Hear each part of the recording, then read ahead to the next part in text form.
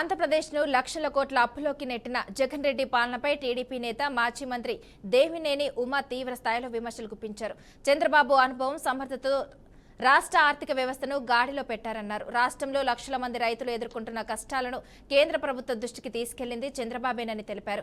రాష్ట్రానికి 5,244 కోట్ల నష్టం జరిగిందని, రైతులకు తగిన సాయం చేయాలని కేంద్రానికి విజ్ఞప్తి చేశారని చెప్పారు. రియల్ టైం గవర్నెన్స్తో ఆధునిక సాంకేతిక పరిజ్ఞానాన్ని ప్రజలకు అందుబాటులోకి తీసుకొచ్చిన రాష్ట్రం దేశంలో ఏదీ లేదని అన్నారు. అత్యంత వేగంగా సాంకేతికత పరిజ్ఞానాన్ని వినియోగించి ప్రాథమిక నివేదికలను కూటమి ప్రభుత్వం కేంద్రానికి పంపిందని మాజీ మంత్రి వివరించారు. రైతులు కష్టకాలంలో ఉన్నారు. తుఫాను వచ్చింది.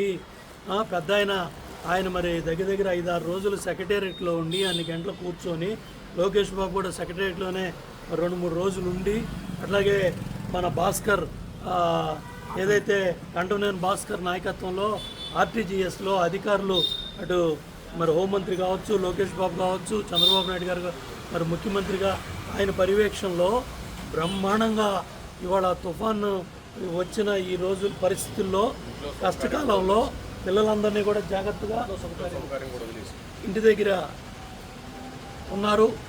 అట్లాగే రోడ్డు మీద పడిన చెట్టుని మరి టెక్నాలజీ సాయంతో ఎప్పటికప్పుడు సిబ్బందిని అక్కడ పెట్టి, ఎక్విప్మెంట్ అక్కడ పెట్టి, ప్రొక్లైమ్స్ అక్కడ పెట్టి, ఆ చెట్టు తొలగించే సిబ్బందిని అక్కడ పెట్టి గంటల వ్యవధిలో పడిన చెట్టును తీశారు. దశాబ్దాల తరబడి ఉన్న చెట్లు గాలికి పడ్డాయి. తుఫానికి నువ్వు నేను పడేలా 48,000 కోట్లు దగ్గర 10 లక్షల కోట్లు అప్పు చేసి వెళ్ళిపోయాడు జగన్మోహన్ రెడ్డి.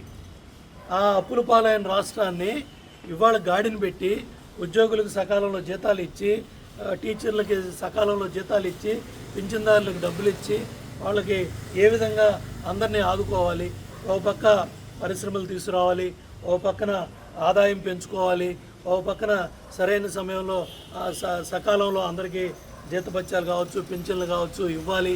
అట్లాగే